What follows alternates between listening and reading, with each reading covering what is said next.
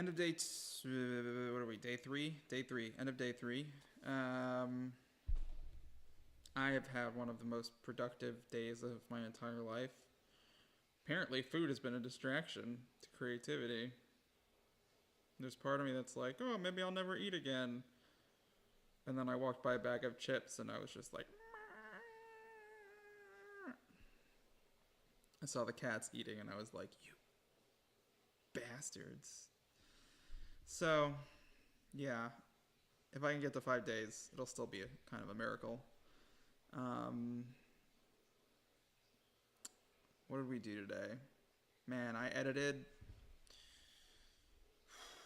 6 videos, 7 videos, 8 videos, something like that.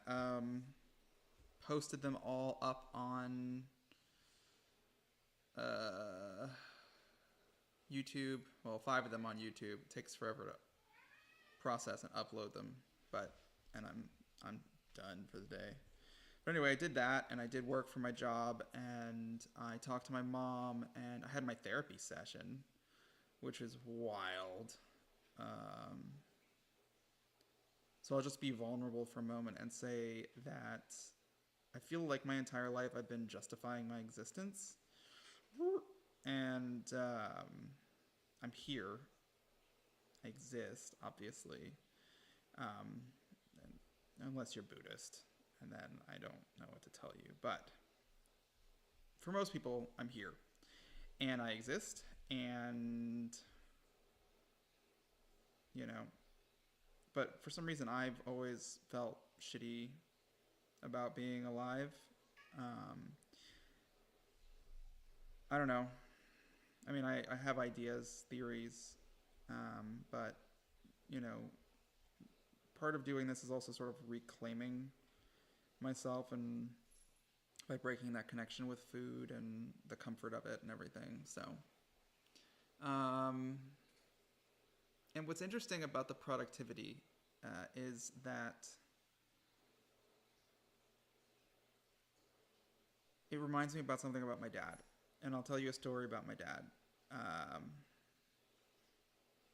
my dad, at one point in his life, was broke and like, oh man, this is a good story.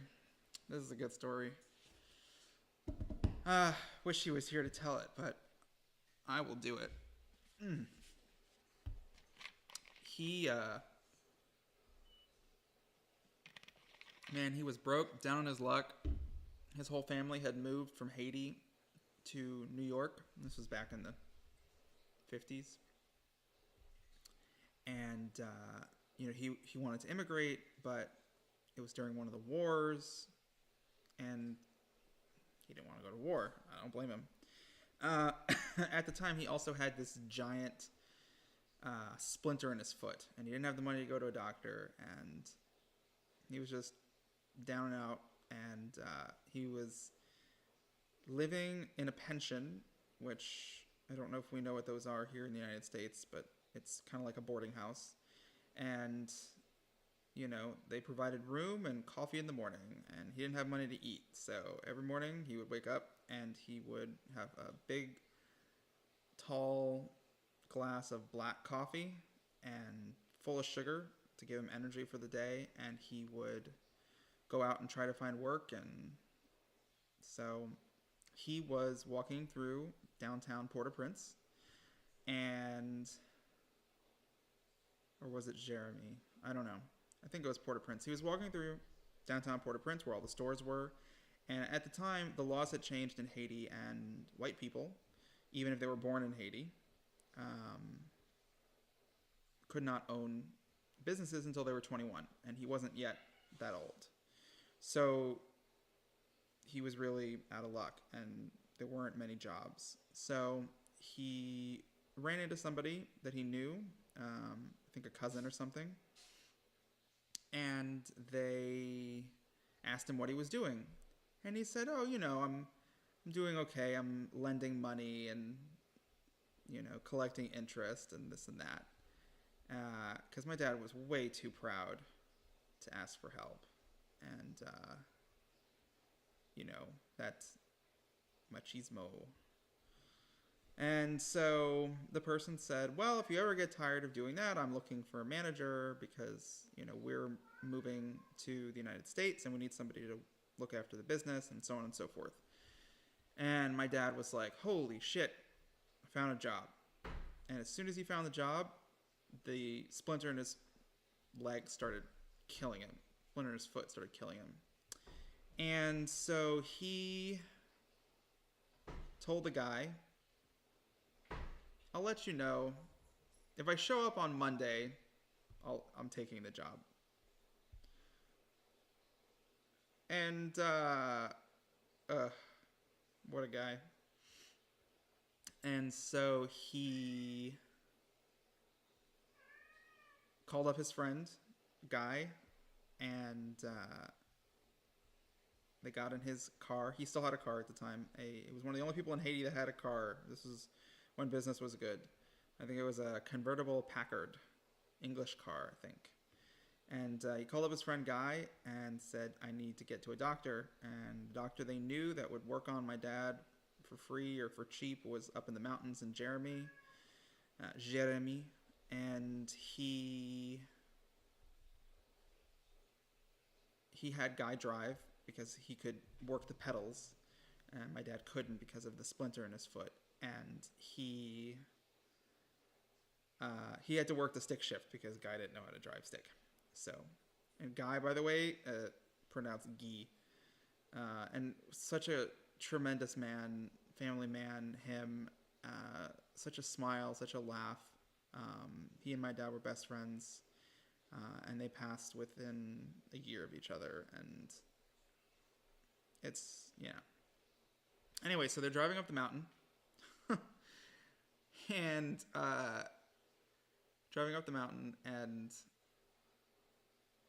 what was it that happened? They drove up the mountain and they got up to the doctor, and his wife was the nurse, and they didn't have anesthesia up there, and they had to do, basically surgery. They had to cut open the wound, drain it, remove the splinter, sew it up, give him antibiotics, penicillin, shot. And, and then he would check it in a couple of days and hopefully it was, healing and this, that, and the next thing. And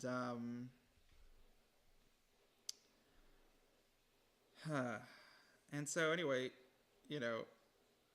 they give my dad a cigarette and something to bite, and after that, something to bite down on. And, Guy is there, and, they cut into my dad, and the pus goes everywhere, and Guy passes out. He was not, strong-stomached in that way.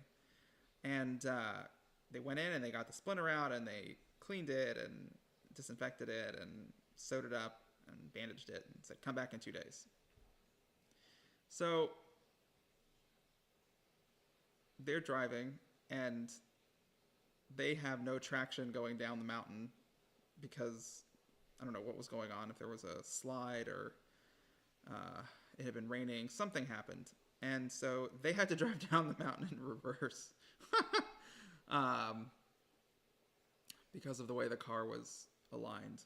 And, he got back to his pension, and, he rested and then went back up the mountain 2 days, had it checked, cleaned again, bandaged everything, and,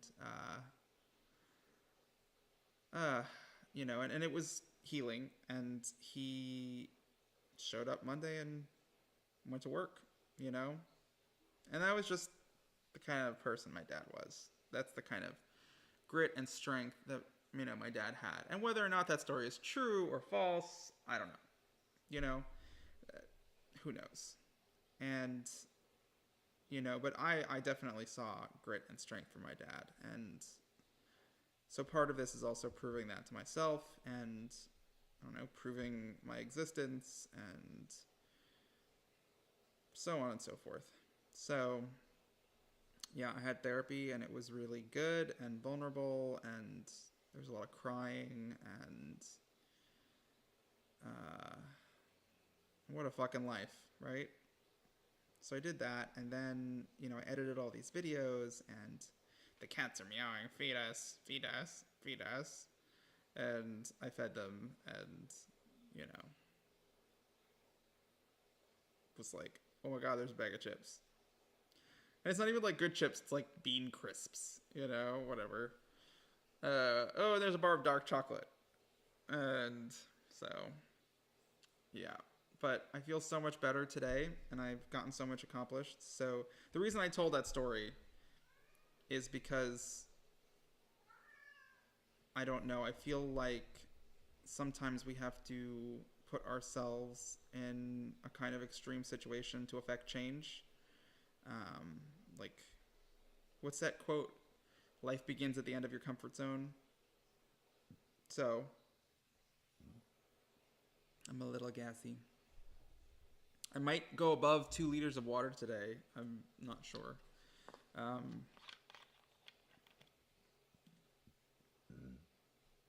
Hope you can't hear that. But I got a lot done. Very productive. Very happy. Oh!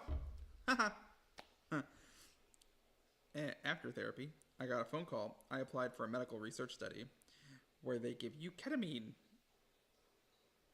And I have an appointment next week. So I have to break the fast anyway because I don't think,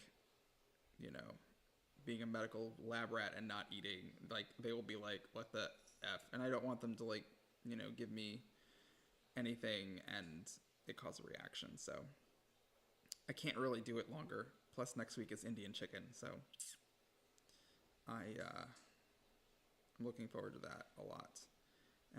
And I completed and launched my Patreon finally, and it's up.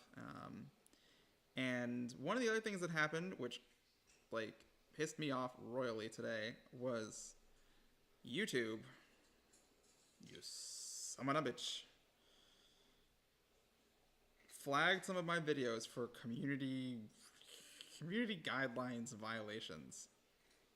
Nothing specific, very vague, kind of like how your parents used to punish you, or the IRS says you owe taxes and doesn't tell you why. And I appealed, and I said, I am a comedian. All my content is my own. I own it. All the photos are mine. The music is mine. I'm not using anybody else's content. I'm not harming anybody. I'm not harming myself. And I don't understand why you flag these videos. And they didn't flag all the videos, which is interesting. They left 2 of them up, and 2 of the stand-up performances were variations on a theme. And they took the one down that had, like, over 250 views. Luckily, they didn't remove the view count from my channel or whatever it is, but the videos are gone. And I think I can still download them, so I have a copy of them, but I don't really understand. So I appealed, and,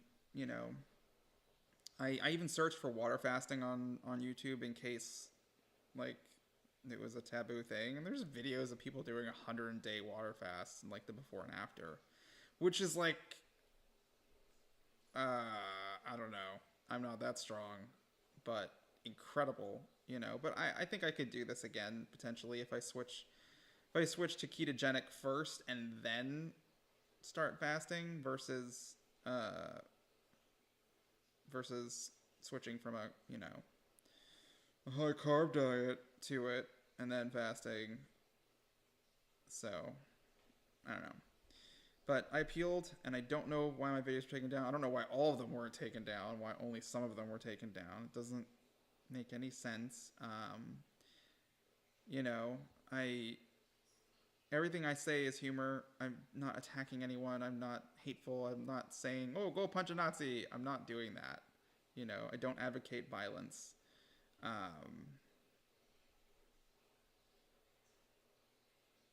Anyway, so, I think maybe because I was thinking that it could be because I asked people to donate to charity, and I added a charity end card thing, whatever, at the end of the videos, that might be why they flagged it, because some of my videos have cursing in them and whatever, and and then adding a please donate to charity thing might be a faux pas, but I mean, I don't think so, because I'm sure if a celebrity curses in a please donate to charity video, they're not going to say anything about it, so they shouldn't really, violate my First Amendment rights to free speech and stop me from being funny. So I'm hoping they restore those videos because they had views and people like them, and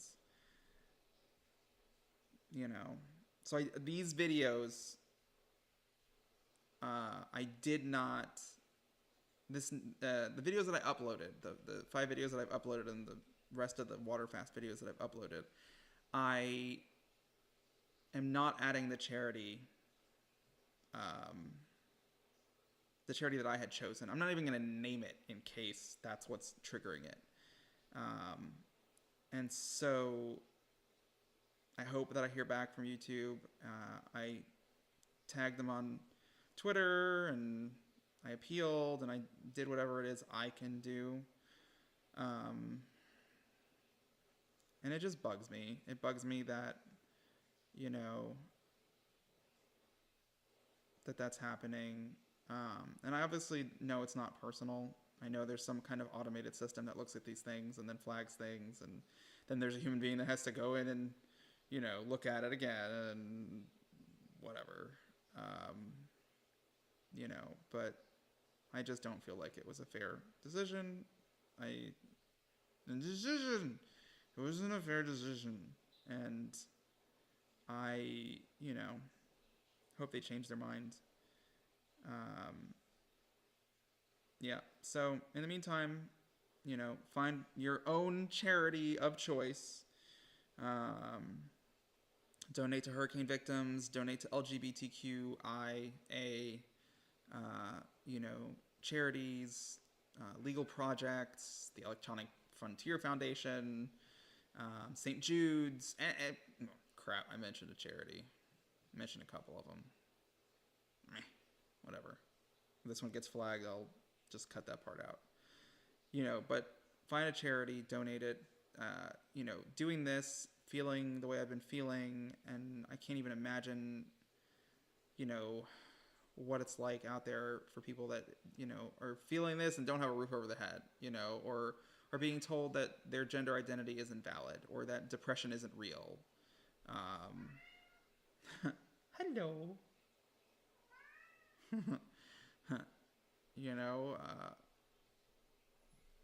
don't know. A little charity goes a long way, and obviously I launched my Patreon, and I'm asking for my own form of charity in a way, but my dream is to be a creative person and to fully support myself doing that, and move away from a 9-to-5 if I can, or limit it as much as possible. And whoever helps me get there, I just will be eternally grateful to you, because that's an incredible thing to do for an artist, because there's a reason they call them starving artists, and that's literally what I'm doing, even though I don't need to be. But in a way, it's good for me.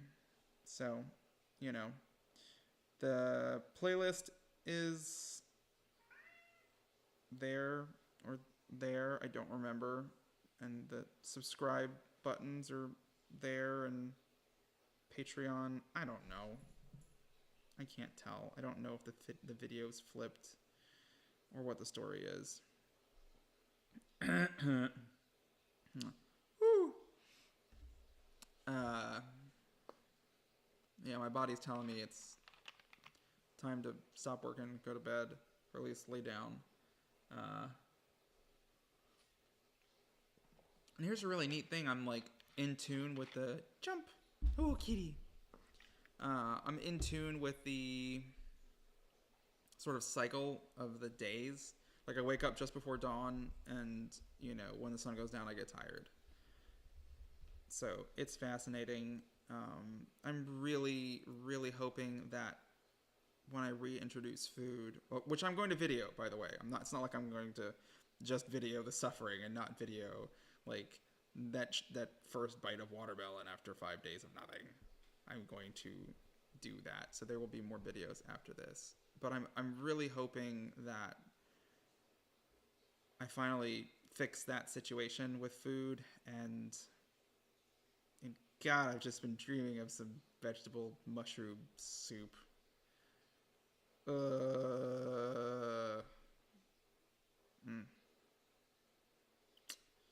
And some fruit. Never thought I would, like, I'm not craving. It's so interesting. I'm not craving junk food. I'm not craving starchy food. I'm like, oh, I can't wait to have French fries.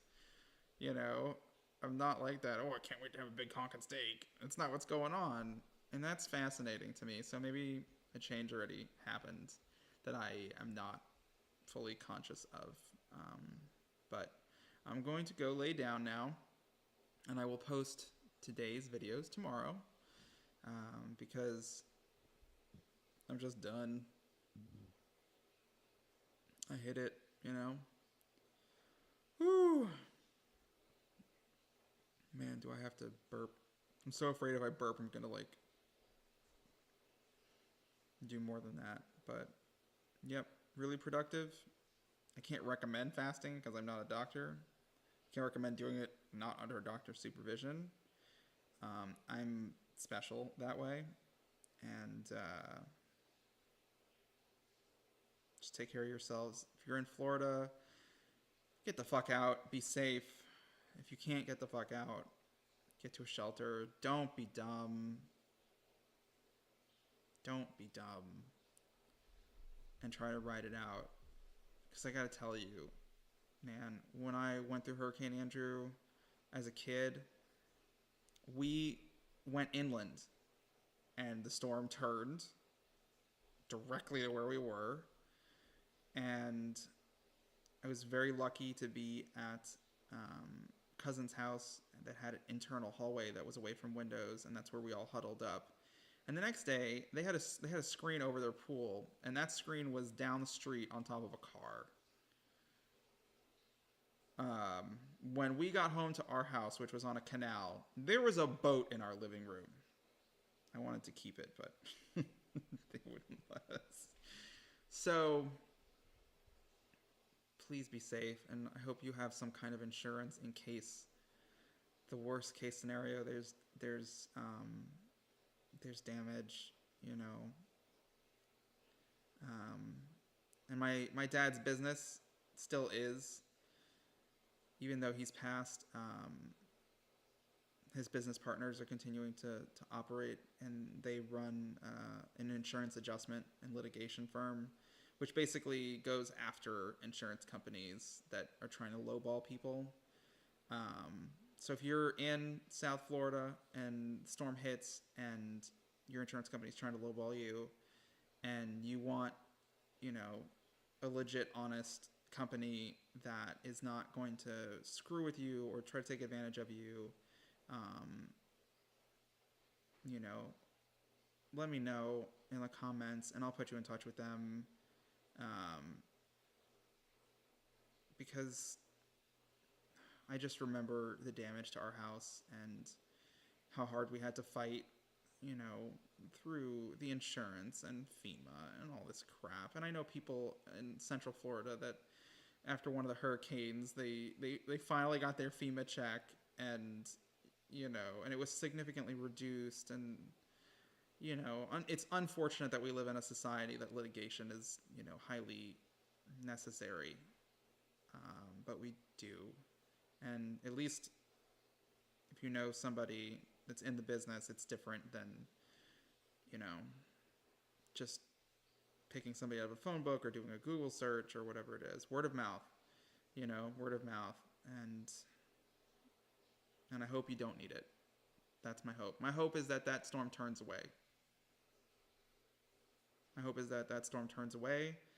A pressure front comes in and pushes it. It dissipates. It becomes a tropical depression, whatever. You know, I'm hoping not one drop of rain hits Florida from that thing. So, good night, good luck, and as Dad would say, God bless.